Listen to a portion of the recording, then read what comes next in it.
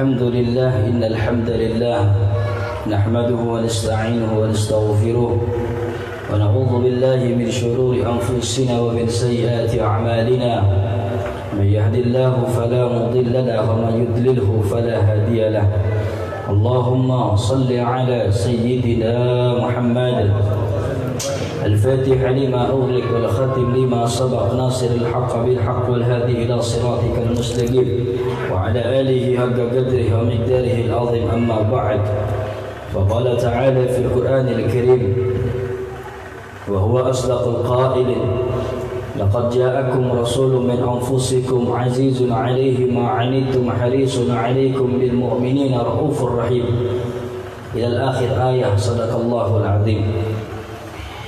Yang kami muliakan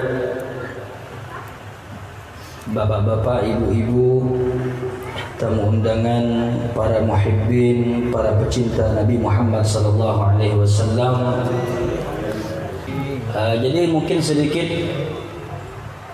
adat kebiasaan kita bahwa setiap naik rumah itu baca maulid. Ya. Setiap habis setelah menikah baca maulid. Nanti acara lahir anak baca maulid. Jadi semuanya serba baca maulid. Termasuk tambah umur pun baca maulid. Kenapa? Karena inda zikri salihina tanzilur rahmah. Setiap disebutkan nama orang-orang saleh maka menjadikan Allah sebab menurunkan rahmat di tempat tersebut. Maknanya ialah tidak ada cerita yang paling bagus, tidak ada kisah yang paling mulia kecuali mengisahkan tentang Sayyidina Muhammad sallallahu alaihi wasallam. Itu alasan ulama-ulama kita membaca maulid. Alasan mau naik rumah baca maulid, anak lahir baca maulid. Jadi semuanya itu apa tujuannya?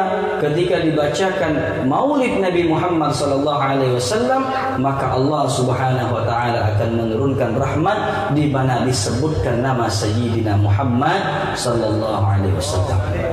Kita begitu bangga terlahir menjadi umat Nabi Muhammad sallallahu alaihi wasallam.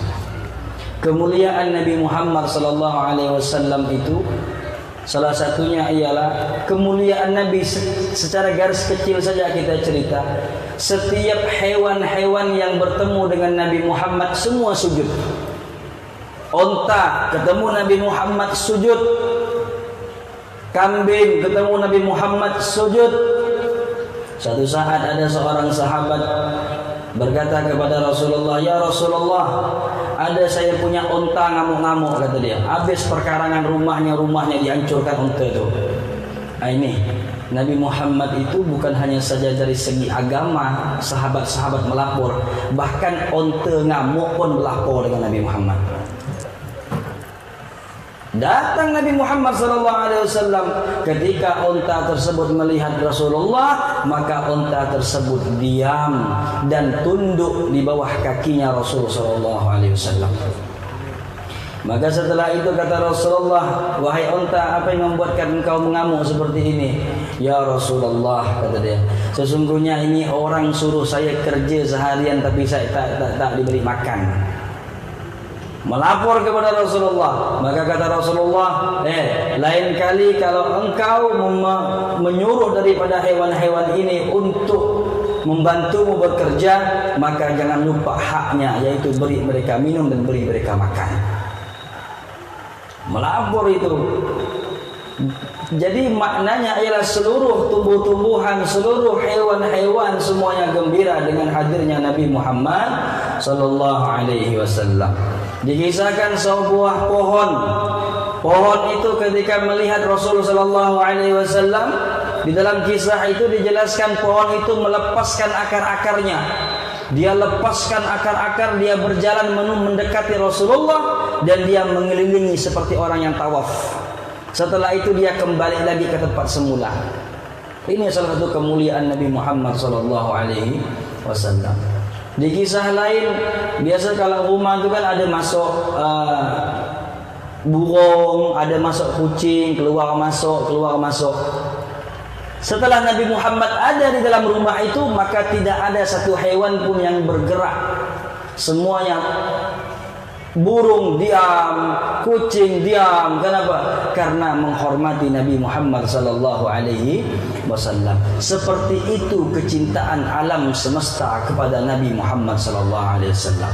Jadi kalau ada orang yang tidak cinta kepada Nabi Muhammad, maaf, maka kalah dengan cintanya alam semesta, hewan dan tumbuh-tumbuhan kepada Nabi Muhammad sallallahu alaihi wasallam.